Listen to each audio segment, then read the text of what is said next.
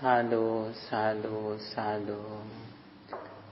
Sampurita pamita para mita balena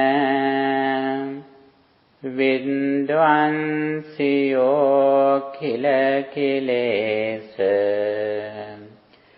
samola jalam Tenevallanda araham arahoti namang vandami buddha mamalang hadaye tapetva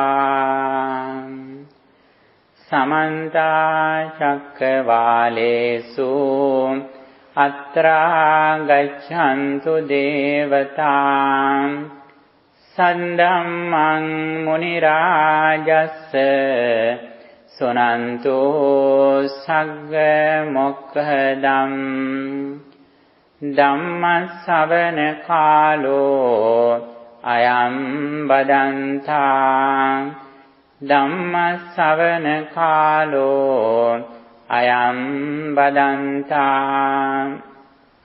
Dhammasavana kalo ayam badanta Namo tassa bhagavato arahato samma sambuddhassa Namo tassa bhagavato arahato samma sambuddhassa Namo tassa bhagavato arahato samma sambuddhassa Attadepa bhikkave viharata atta saranana anya saranam Dhammadepa bhikkave viharata dhamma saranana anya saranati Sadhu, sadhu, sadhu. Dear friends in the Dhamma, today, the Tuesday class, we are going to discuss how we make an unshakable mind. The topic is the unshaken refuge. When we say the Buddhist doctrines, always Buddha emphasize the importance of developing our mind, because our success depends on how far we have purified our mind from negative thoughts. If our mind is polluted with negative thoughts, we have no happiness. We are unhappy. Even though we are well educated, even though we are very rich, if our mind is polluted with negative thoughts, we have no real happiness, satisfactoriness. That is why Buddha advises us to purify our mind always.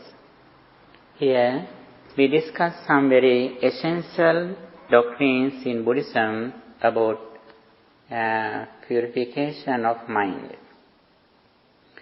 Buddha says the importance of mind. In Dhammapada, starting the Dhammapada, Buddha says, Mano pubbangama dhamma, mano setta manomaya. Mind is the forerunner. Mind is the chief of all states. Manasache paduttena bahasativa karotiva. If someone speaks or acts with a wicked mind, suffering follows him because of the polluted mind. Even as the wheel follows the hoof of the draught ox. On the other side, if we do something with pure mind, happiness follows us. Even as one's shadow that never leaves. This is one of the main concepts in Buddhism. When we discuss our mind, we should understand the nature of our mind. Our mind is impermanent, but some Asian religions like Hinduism, they say all material things are impermanent, but our mind is certain. It is not impermanent. But Buddhism doesn't accept it. Buddhism says mind also impermanent. Always mind arises when conditions are together. When conditions separate, immediately mind, the thought, the present thought ceases at the moment, influencing next thought. It has some kind of influence for next thought, but the present thought ceases at the moment. Present thought doesn't go to next thought at the same way. It has some kind of influence, but it is different from the present thought. However, when we discuss mind, we should understand the main unwholesome thoughts or defilements that disturb our peace of mind. Mind and mental formations are together. It has a very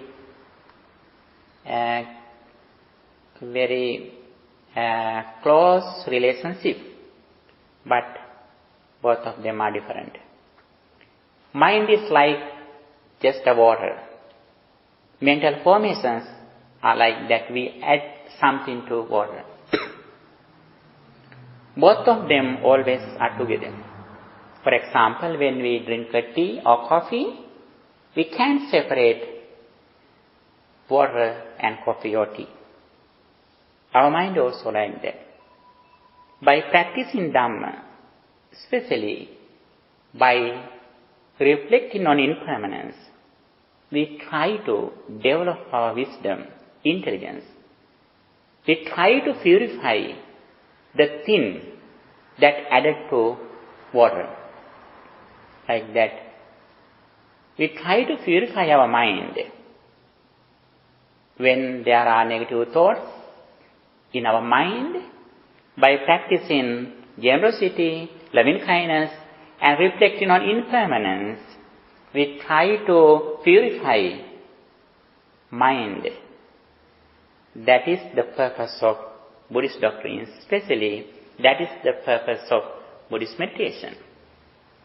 Not only meditation, but Buddha says there are 5 places, doors, where we can eradicate our defilements or negative thoughts.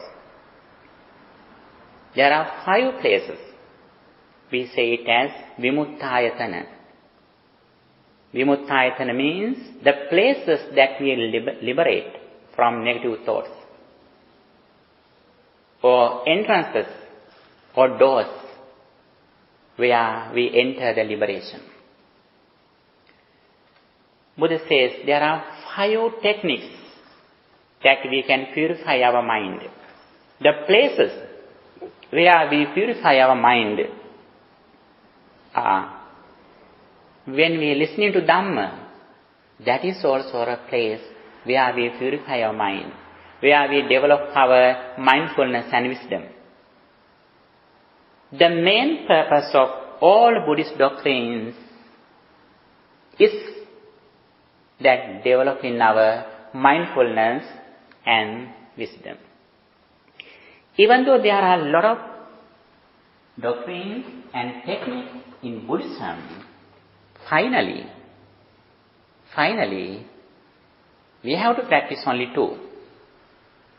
Mindfulness and wisdom. It says in Buddhism, Sati Sampajanya. Mindfulness and wisdom.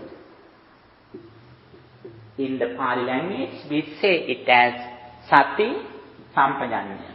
Sati means mindfulness, Sampajanya. Sampajanya. sampajanya or intelligence, right understanding or wisdom. This is the background or foundation in Buddhist doctrines. Whatever we do in the name of liberation, this mindfulness and wisdom gradually should develop. That is the purpose of all Buddhist doctrines. However, when we check, when we consider, when we discuss about our mind, we should understand the main unwholesome roots, main unwholesome defilements that disturb our peace of mind. Can you remember? Yes, greed or lobha,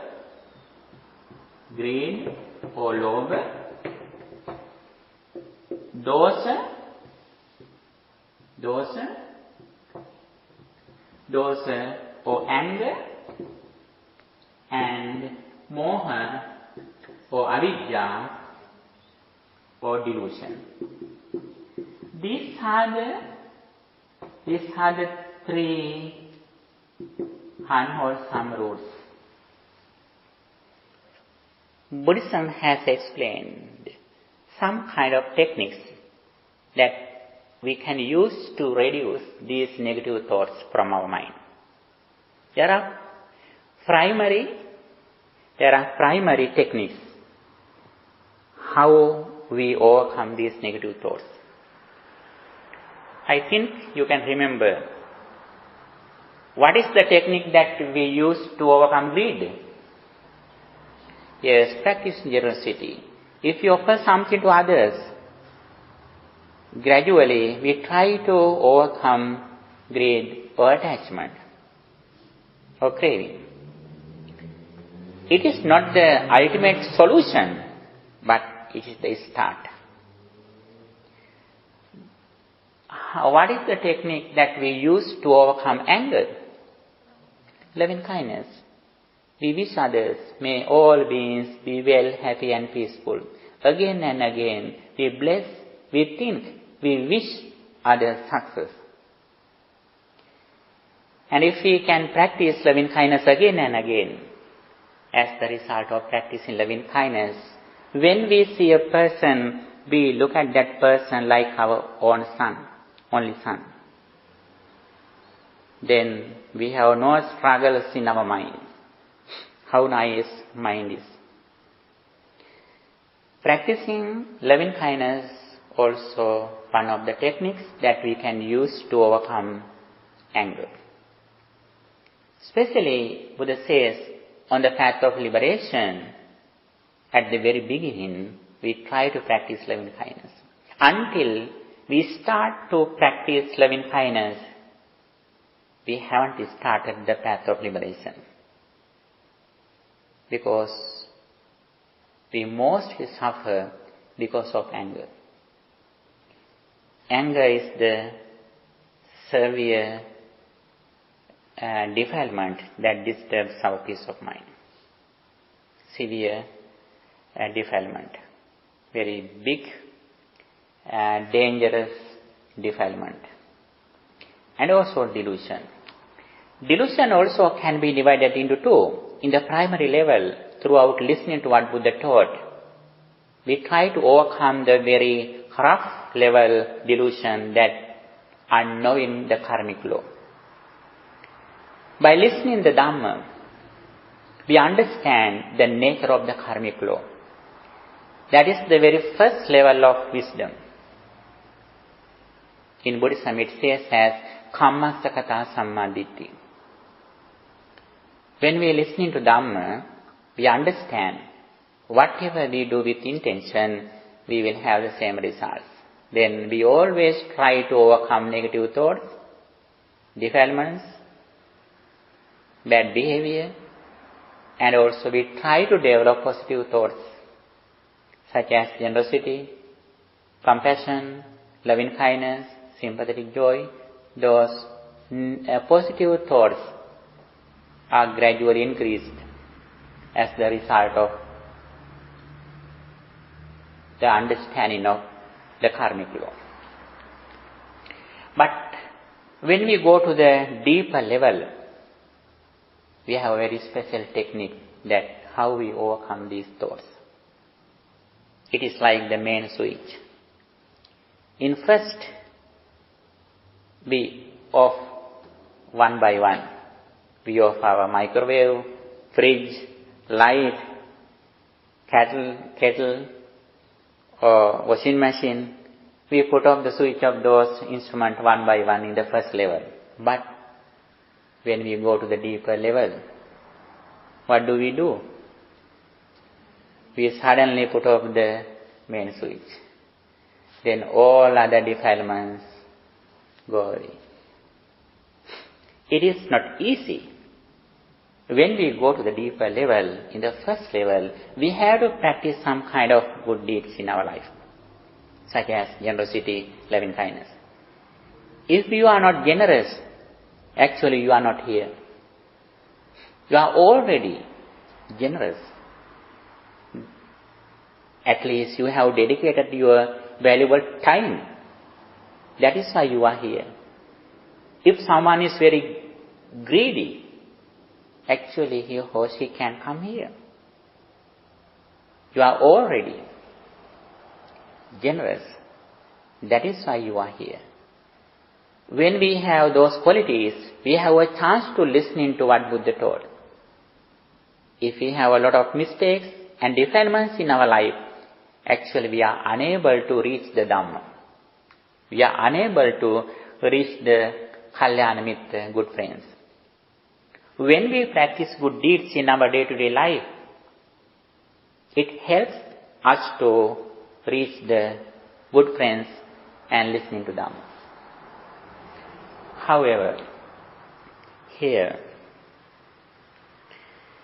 first of all, we discuss the primary level techniques that we can use to reduce negative thoughts, defilements. When we practice generosity, we try to reduce greed or attachment. When we practice loving kindness, we try to overcome anger or ill will. When we listen to Dhamma, our knowledge of the karmic law gradually increases. That is also one of the things that is the opposite of delusion. When we go to the deeper level, especially, we should understand how suffering arises. Buddha says, I explain only two things to the world: suffering and the cessation of suffering. During his entire life, 45 years, Buddha has explained only two things. What they are? Suffering, dukkha, or dukkhen midima, or the cessation of suffering. All Buddhist doctrines that Buddha has explained for his 45 years can be included into these two things. What is the nature of suffering? When we suffer about something, what is the nature of our mind? At that time, we mostly think something which happened in the past. Whenever we are unhappy, be sure you think something that happened in the past or something will happen in the future. At the same time, you have no mindfulness that you are living in the present moment. You have lost the chance to live in the present moment whenever you live in past or future. At that time, you have forgotten that you are here. For example, when you call someone, who is your best friend, you mostly think that person should be laughing just now. Because when you saw that person last time, he was laughing with you. Now you think still that person is laughing. But sometimes he is in a trouble just now. Sometimes he is fighting with someone. But when you call that person, you may think that he should be laughing, like when I saw him. Because we think, because our mind is in the past experience. On the other side, when you look at when you remember someone who has blamed you, what happens to your mind? You may get angry. What is the reason? You are still in the past experience. You think still that person is blaming you. That person blamed you once. Your ignorance, your delusion invites you to be blamed again and again. That person has blamed you once. Because of your ignorance, you are blamed again and again. Because we are not in the present moment. It doesn't mean that we should forget our past or future. Buddhism never says us to forget our past or future. If we forget something, it is a big mistake in our life. Because, the reason? The foundation of all qualities which relate to liberation depends on mindfulness. Day by day, we should go forward mindfulness. When we increase our mindfulness, what happens to our mind? Our understanding, our thinking, our memory increases. That is one of the signs that we go forward in mindfulness. In this situation, we should not forget anything, but we should be ready to forgive. Forgiveness is a quality, but forgetting is not a quality. It is a mistake. However, now we are talking about how suffering arises. Whenever we are unhappy, it means we are not in the present moment. On the other side, sometimes we are in the present moment, but the reason is that our mind is fixed in outside. When we look at something, when we hear something, I experience that thing as the same way which happens outside. For example, when you look at this picture, you are happy because this is the Buddha, this is the first disciples. Your mind is pure. When someone who hates the Buddha, if he comes here and look at here, what happens to him? He is unhappy. Sometimes he may get angry. What is the reason? His mind is fixed in outside. He thinks that there is a person outside. But we create person inside. Outside there are no persons or no things. We create persons or things according to our mental situation, according to our ignorance and karmic law, mental formations. We create inside persons, but outside we experience only the very primary level experience. When we recognize something, it has gone to our mind. We recognize persons and things throughout our mind. We can't recognize something through our eyes. We mostly think as soon as I see something, as soon as I hear something, I recognize the thing in the same way at the present moment. But, when we recognize something through our five senses, the experience that we understand throughout our mind, we have no present experience throughout our eyes and other four senses. When we recognize something fastly, it has gone to our mind.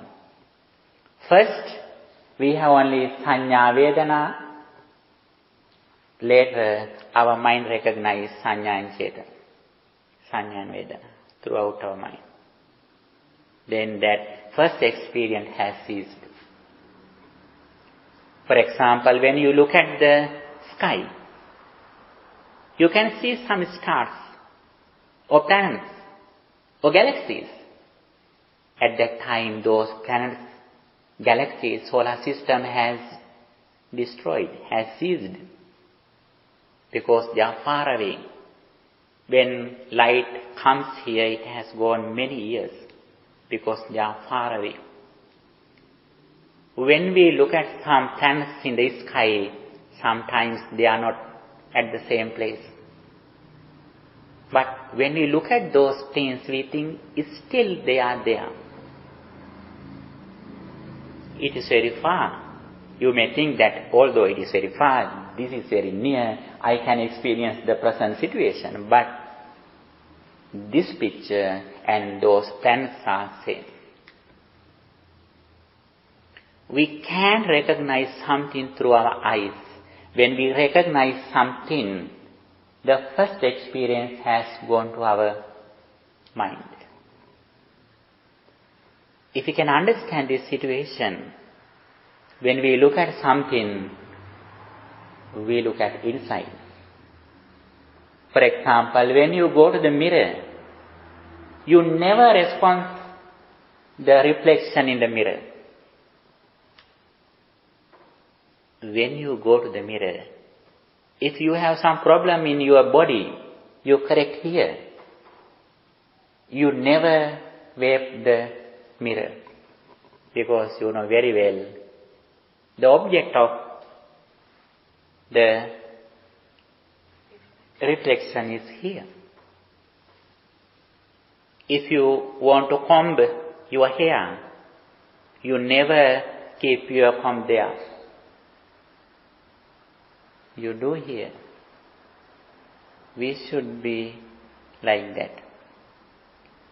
When we have some experience, good or bad, pleasant or unpleasant, we should be mindful that the reason of pleasant or unpleasant is here. If our mind is fixed in outside, when we see something, even though we are happy or unhappy or neutral, we are not away from suffering.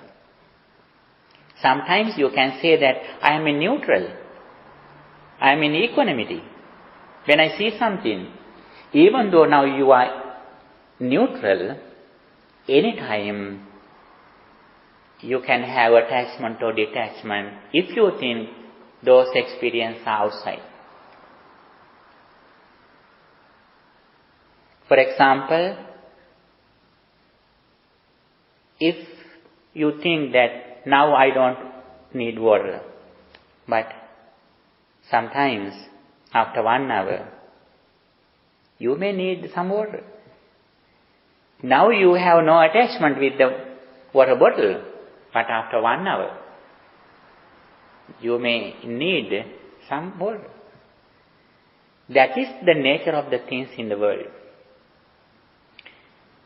And it doesn't mean that there are no something outside. Actually, there are something outside, but we create it according to our mental condition. This is a wall. This is a wall not for everyone. This is a wall for me. according to my internal senses. You know, there are some ghosts who can go through the wall, who can see through the wall, but we can't see through the wall. We can't see that through the wall. We can't go through the wall because our senses are different from the ghost. On the other side, this is a chair or bench for you. If there is some ant here, this is a food for him. And according to our internal senses, we create the world. That is also not permanent. It means we create those senses according to present mental condition. For example, now you are happy when you see me. After a while, if I blame you, then when you see me, you are unhappy. That is the nature of our mind. And we create the world at the present moment according to our present mental condition. We have no ready-made experience in the world. When you go to a grocery or shop, you can buy some ready-made things. You can buy some ready-made clothes. But in our intellectual world, we create the world at the present moment according to present mental condition. If we can understand this situation, always we try to look at inside when we experience something through our senses.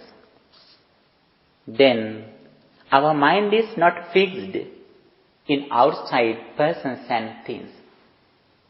As soon as we experience something through our senses, we look at inside. What happens to my mind? And also, we reflect on impermanence with our mind. Then we have no attachment or detachment. It means we have overcome suffering. This is the main teaching in Buddhism. It says in Buddhism as Paticcasamuppada or the dependent origination. Buddha says, he who sees the dependent origination sees the Dhamma. He who sees the Dhamma sees the Buddha. Yo paticcasamuppadam passati, so dhammam passati, yo dhammam passati, so mam passati. He who sees the dependent origination sees the Dhamma. He who sees the Dhamma sees the Buddha. Even though we see Buddha physically, actually it is not the real scene of the Buddha. Even though Buddha has passed away, if we can understand, realize Paticcasamuppada or dependent origination, that is the way to see the Buddha.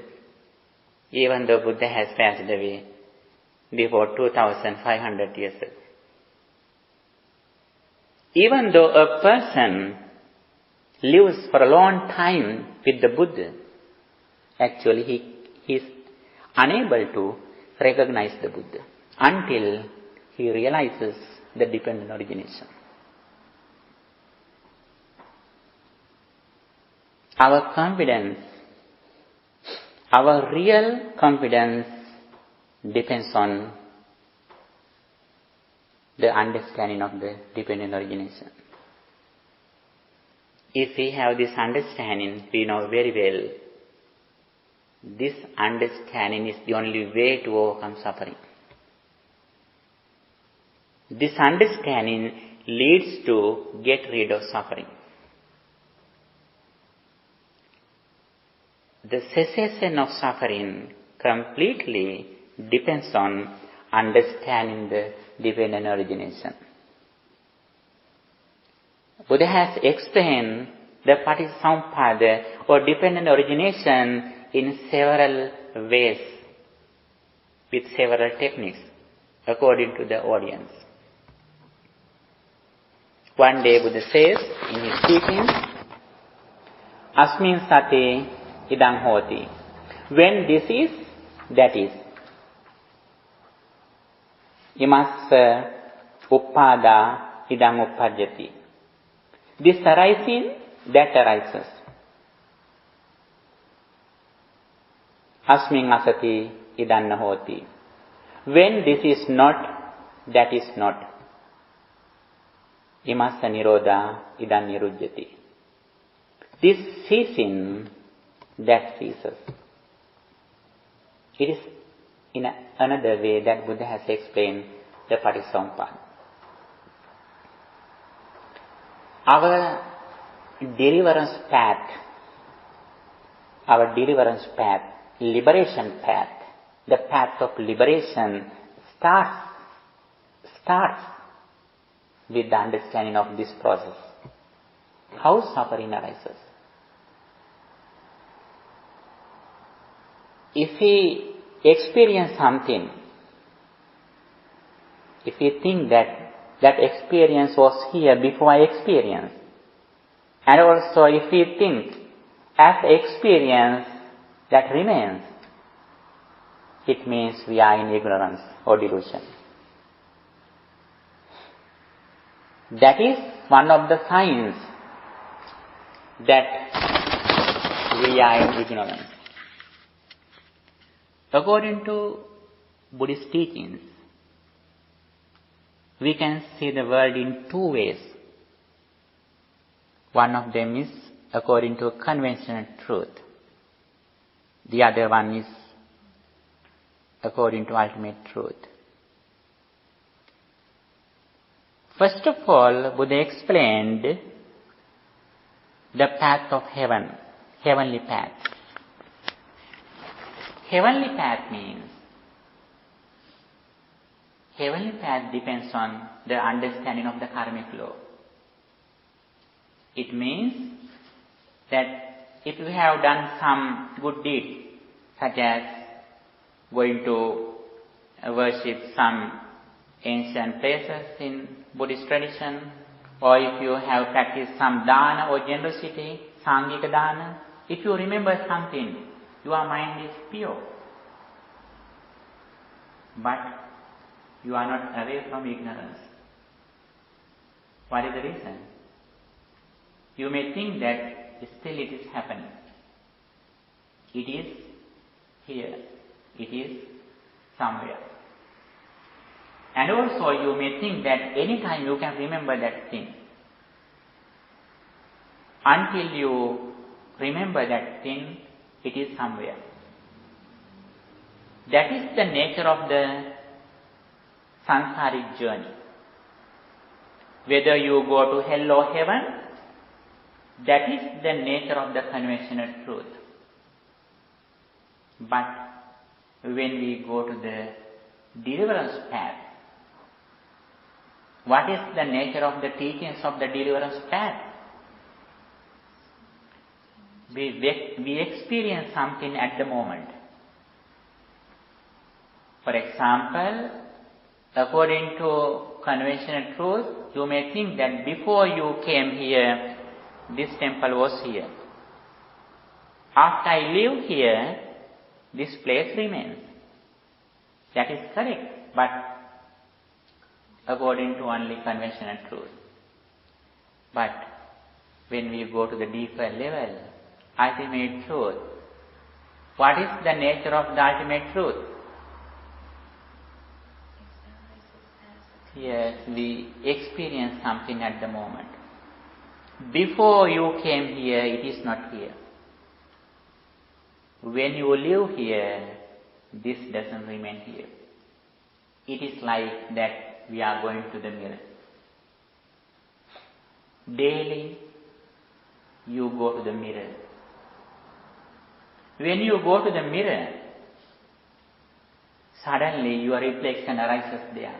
Before you go there, it was not here. After you leave the mirror, your reflection doesn't remain there. That reflection arises as soon as you reach there. Our whole experience is like that, whether we like or not. Until you accept, until you are confident in this reality, you don't start your deliverance path. Your deliverance path starts with this understanding. This is the place where we should be confident in. This is the place that we say Saddha or confidence in the triple gem. This is the message that Buddha realized under the Bodhi tree in Bodh Gaya in India.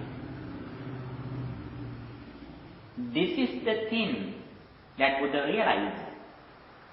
This is the understanding which helped the Buddha to overcome suffering. The ultimate truth that happens our life is this impermanence. When we have confidence in this understanding, we know very well this is only the path to overcome suffering. Then our confidence goes inside throughout our skin, flesh and skeleton. Our energy, our strength go inside to practice this path. Because we know very well, even though we do a lot of things in the world, they are not beneficial to overcome suffering. This understanding only thing which is useful, which is beneficial to overcome suffering. When we have this understanding, we find what is the vehicle to go to this path. Now you find the address. Then you search, what is the vehicle that I have to go. Then you meet the path or vehicle, the eightfold path or three characteristics. The eightfold path can be summarized into three. Sila, Samadhi, Panya. Sila means virtue or discipline in our speech and behavior. Concentration or Samadhi, keeping our attention, awareness in the present moment with some meditation techniques. Tranquility. Then, with concentrated mind, we reflect on impermanence again and again. For an example, first you get address. When you drive, you imagine the place where you are going to. By imagining again and again, you drive. You are dreaming. While you are dreaming, you drive. We are also like that. Dreaming the destination, reflecting on impermanence, practicing wisdom, we are reaching the destination, liberation day by day. Whenever we reflect on impermanence, even though we haven't become the highest position in spirituality, at that time we have overcome suffering. Whenever you reflect on impermanence, living in the present moment with mindfulness, at that moment be sure nobody can disturb your peace of mind. if you are really in mindfulness and reflecting on impermanence. Even though you have a very serious illness in your physical body, you are not suffering mentally with that illness. Even though you are in old age, even though your complexion is not beautiful, you don't feel them. Even though you are near the death, you don't have the suffering of death. You can see the death, but you don't suffer with death. Even though we have some physical illnesses, sometimes we feel it physically, but mentally we are healthy. Because we know very well the impermanence at that moment. And if we have this understanding, we are hurried to go on this path while we are fulfilling our day-to-day life responsibilities and activities. Because we know very well this is the real path of liberation. We give the priority to practice this path while we are doing other things. Even though you are taking care of mom, children, you do those things as your responsibilities, duties, but you know very well that is not the place where is the real refuge. One day you have to leave your mom. One day your children will leave you. One day your husband will leave you. Someday you have to go away from your house. Someday, finally, we have to leave our physical body too. This is the nature of our life. In this situation, we know very well the real protection, security, refuge is that keeping our attention with mindfulness and impermanence. Then, little by little, we discipline our speech and behavior, and we concentrate our mind, and we reflect on impermanence again and again. Gradually, we go forward. Even though there are a lot of doctrines in Buddhism, such as Eightfold Path, 3 characteristics, 4 noble truths, 5 spiritual faculties, there are a lot of doctrines that Buddha has explained in various places according to audience. But finally, Buddha says, the only path which helps to purify our mind, Sattana Visuddhya, Buddha says, there is only path for the purification of the beings. Soka Paridavana Samatikkamaya, the path that leads to overcome suffering, sorrow, lamentation. Nyaya Sadigamaya, this is the only path to getting knowledge. Nibbana Satikiriyaya, this is the only path to achieve enlightenment, that is practicing mindfulness. It is not just mindfulness. Sometimes people think that mindfulness is only living in the present moment. Actually, it is not the real mindfulness in Buddhism.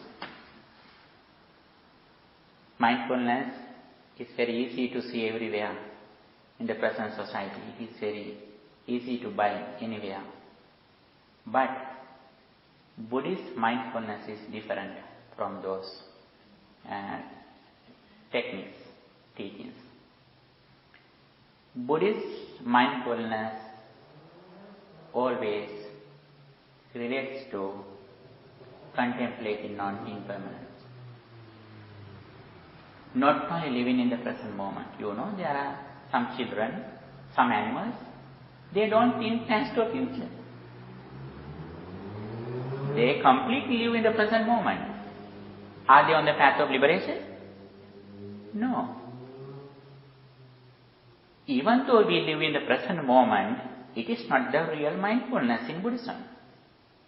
Mindfulness means first we should recognize that how suffering arises, and also we should understand how we overcome suffering.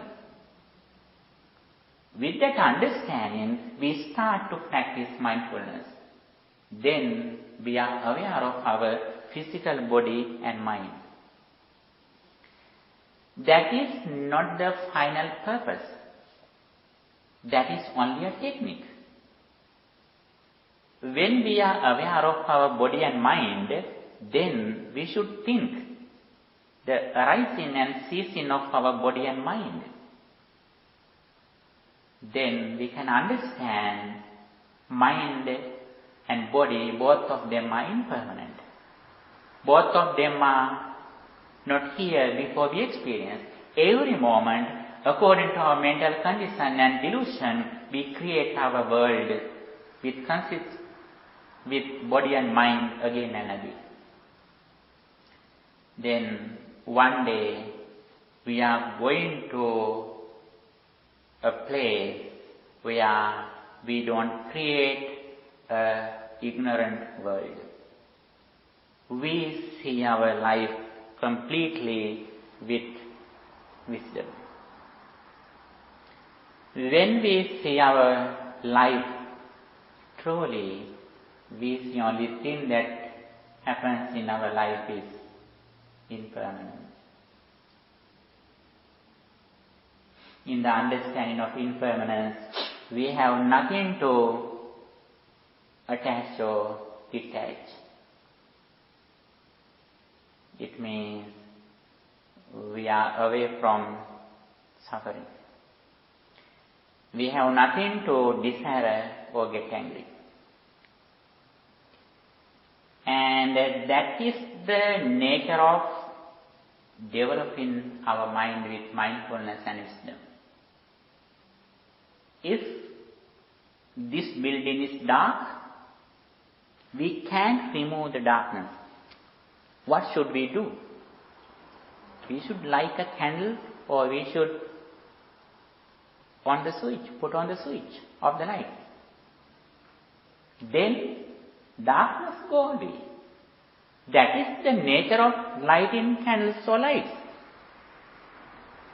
We can never remove darkness here physically. We have to light only a candle. Decreasing or getting rid of defilements also like that. We have to light the wisdom. Then the nature of going away of defilements is the nature of that lighting candle. When you go to the mirror, you don't need to think that this reflection arises at the moment. You don't think, you don't imagine it. As soon as you go to the mirror, you know very well, suddenly it appears here. When you open the door of your fridge, you know very well, at that time the light is not. You don't need to reflect it, because your knowledge is very high. You are understandable. You have understanding. If we have this understanding completely in impermanence, then there are no space for desire or anger. And here, in one side, we should listen to this message again and again. On the other side, we should reflect on it again and again. We should try to increase the duration that we think, contemplate or reflect on this reality. Our success depends on the duration that we practice this reality. You can practice it when you are listening to this message. You can practice this when you discuss Dhamma. You can practice this Dhamma when you chant some blessings. You can practice this Dhamma when you think some doctrines. You can think, you can develop this understanding when you meditate. These are the places. Listening, speaking, and chanting, and thinking, meditating. Those are the places, entrances, that where we go to liberation. In anywhere, what we do in the name of practicing Dhamma, our mindfulness and wisdom should increase. It means day by day we are reaching the liberation. It means that in the future we have liberation.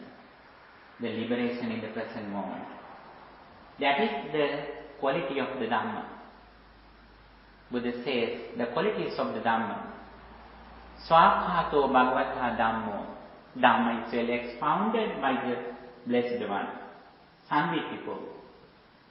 Visible result. Akaliko. Immediately effective.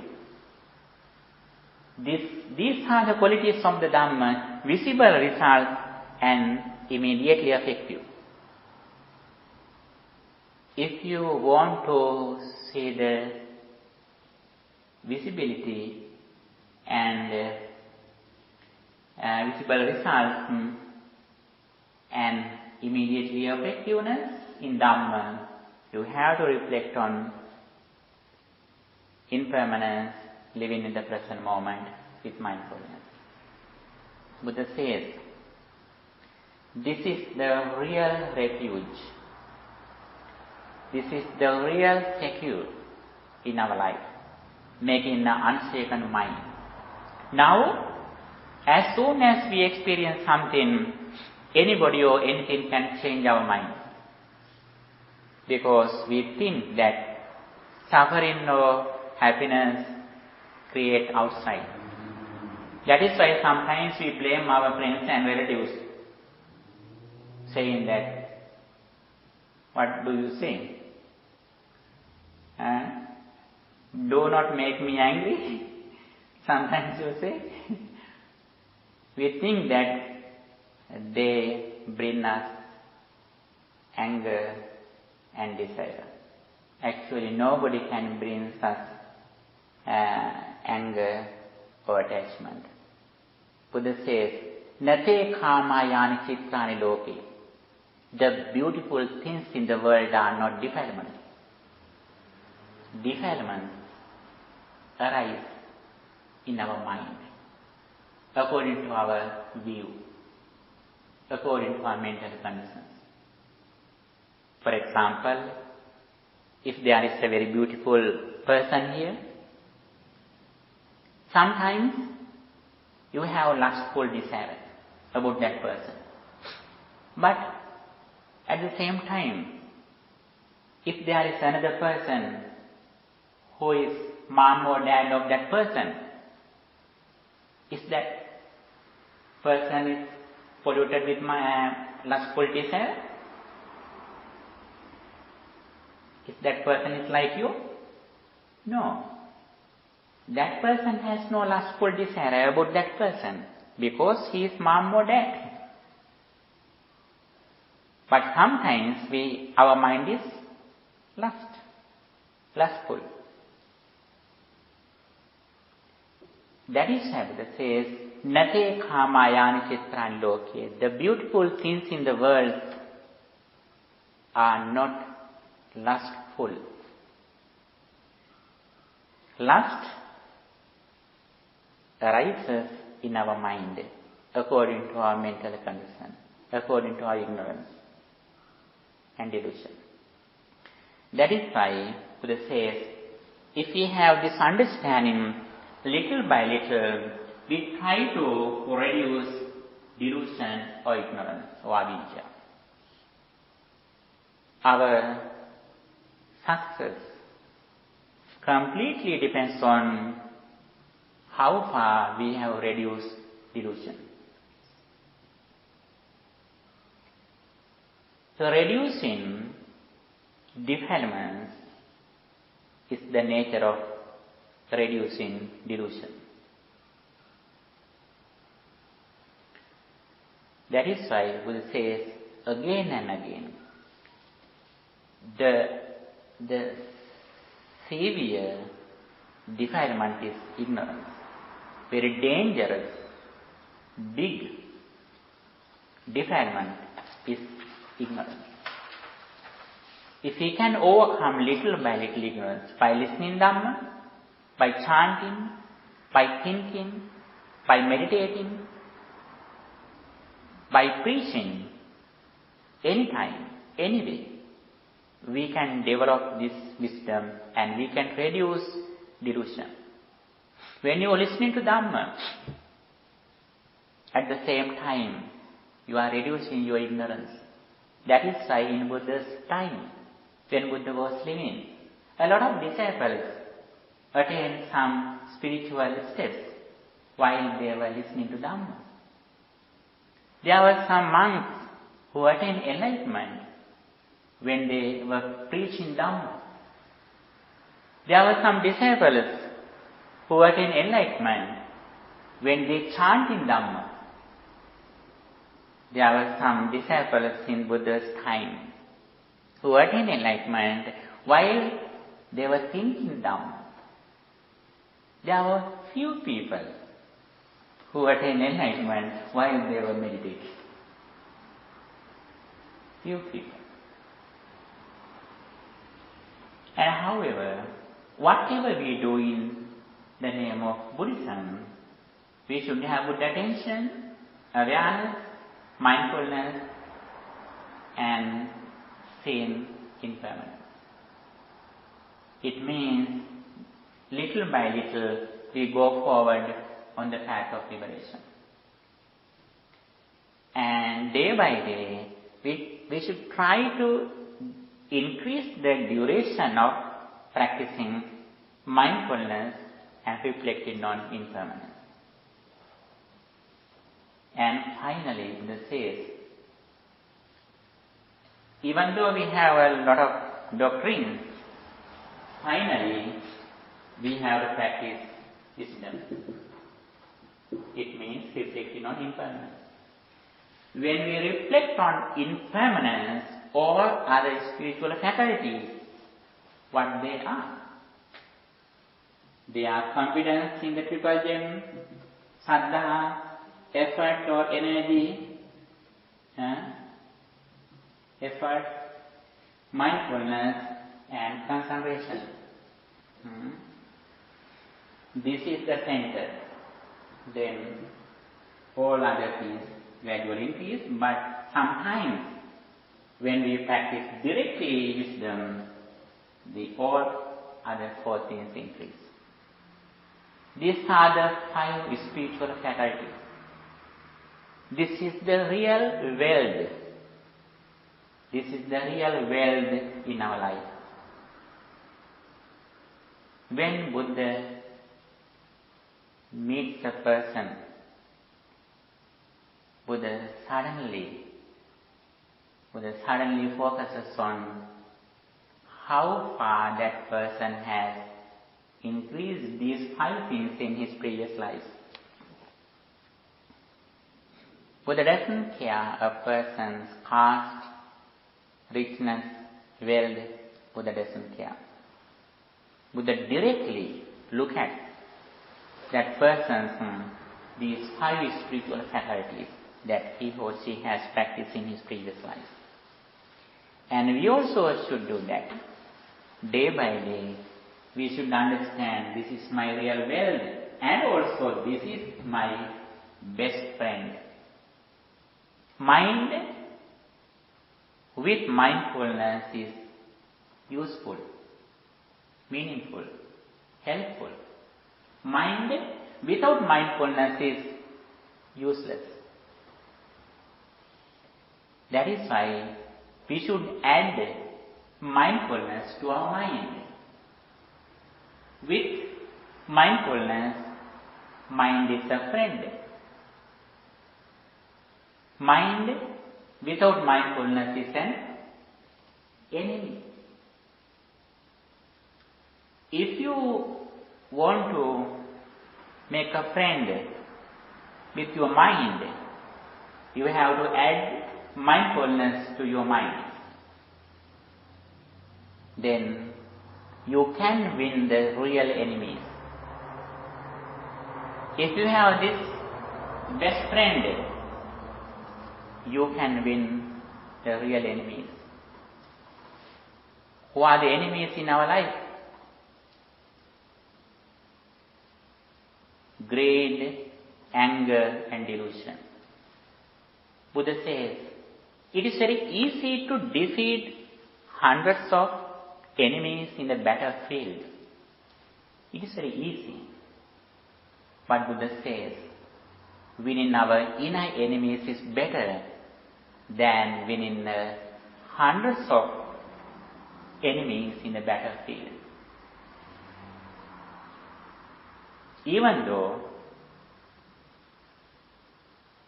we win a lot of enemies in the battlefield, it is not the real victory.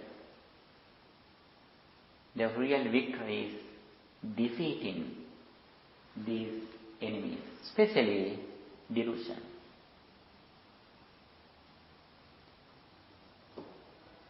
These are the enemies who bring us sorrow, lamentation and suffering. If we can win, if we can defeat these enemies, it means nobody or nothing can disturb our peace of mind. Now, outside persons, people and things can change our mind. Our happiness depends on outside now. But one day, the real liberation, freedom is that making an unshakable mind. That is the unshaken refuge that Buddha has proclaimed us kindly. Day by day, we should develop the strength of this ability. Day by day, we should cultivate our best friend, giving some food and drinks. Okay, have any question? You can ask. Buddha says, Atta Deepa Bhikkhave Viharatatta Saranana Anya Sarana. Dwell with yourself as an island, as a refuge, with no other refuge. Dhamma Deepa Bhikkhave Viharatatta Dhamma Sarana no Anya Sarana. Dwell with yourself as an island, as a refuge, with no other refuge. How we make a refuge in our life? Adding mindfulness and wisdom to our mind. That is the only way to make a real refuge, unshakable refuge. This is the real liberation, freedom that Buddha has proclaimed us very kindly and intelligently. Okay? Have any question, Fernando? Okay. Day by day actually we are going to deeper level, and sometimes you may think that we talk the same things, but while we are talking the same things that we have discussed previously, we go to the deeper levels in Buddhist doctrines, and continuously we develop our mind and wisdom. While you are listening to Dhamma, be sure you are increasing, you are developing your mind. At that time, when you are here, actually you are like in the heaven or in the enlightenment. Even though you have defilements in your mind, in this moment, your mind is so pure and calm. You are like in the heaven. You are like the enlightened person in this moment. And little by little, we should try to increase the duration that we practice this message.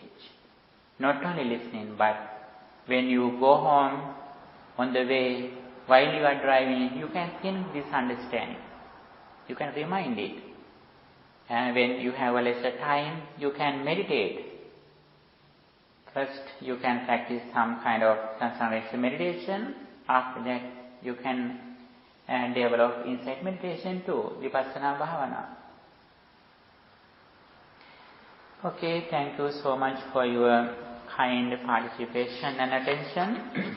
And here we discuss the way how we make an unshakable mind for the unshaken refuge. Understanding what Buddha taught, and thinking what Buddha taught, and practicing what Buddha taught. Here it is very important that we discuss is understanding the dependent origination, the process of arising and ceasing of suffering. Then we should recognize the path that Buddha explained to achieve the destination. 3 characteristics: Sila, Samadhi, Panya. Virtue, concentration, and wisdom. And all those qualities depends on the duration of mindfulness. Mindfulness is not just living in the present moment, but reflecting on impermanence. And little by little, we look at inside, and finally, we keep our full attention in wisdom, reflecting on impermanence. That is the main purpose of deliverance path or Vimukti Marga. Thank you again so much for you. Now we are going to transfer these merits that we acquired at the moment by worshipping the Buddha and by meditating and also by listening to what Buddha taught. We acquired a lot of meritorious thoughts, spiritual energy. By the power of all this spiritual energy, may our departed relatives also rejoice with these merits, and may they enhance their spiritual journey, and may they also attain final bliss of liberation. With that intention, now we are going to transfer these merits to our departed relatives too. Idam me ñātīnam hotu sukhitā hontu ñātayo. Idam me ñātīnam hotu sukhitā hontu ñātayo. Idam me ñātīnam hotu sukhitā hontu ñātayo. By the power of all these meritorious deeds, may guardian deities and angels also rejoice with these merits, and may they enhance their spiritual energy. May they keep their eye on you too. May they also attain final bliss of liberation. With that intention, let's transfer these merits to guardian deities and angels to recite in the Gatha. Ākāsattā ca bhummattā devānāgā mahiddhikā puññantaṃ anumoditvā chiraṃ rakkhantu sāsanam. Ākāsattā ca bhummattā devānāgā mahiddhikā puññantaṃ tvā chiraṃ rakkhantu desanam. Ākāsattā ca bhummattā devānāgā mahiddhikā puññantaṃ anumoditvā chiraṃ rakkhantu tvaṃ sadā. By the power of all these meritorious activities, may you be well, happy and peaceful. May no harm come to you, may no problems come to you. May your all righteous wishes meet with success. Finally, may all of us attain final bliss of liberation, the everlasting happiness, Nibbana. Sadhu, sadhu, sadhu. Dukkham pantā ca niddukkha, bhayam pantā ca nibbhaya, සෝකම් පන්තාච නිස්සෝකා හොන්තු සම්බේ පිපානිනෝ දුකින් පෙළෙන සත් දුකින් මිදෙත්වා බියෙන් පෙළෙන සත් බිය නැති වෙත්වා සොවින්ට වෙන සත් සොම්නස් වෙත්වා නිතින් මේ හැම සත් සුවපත් වෙත්වා සාදු සාදු සාදු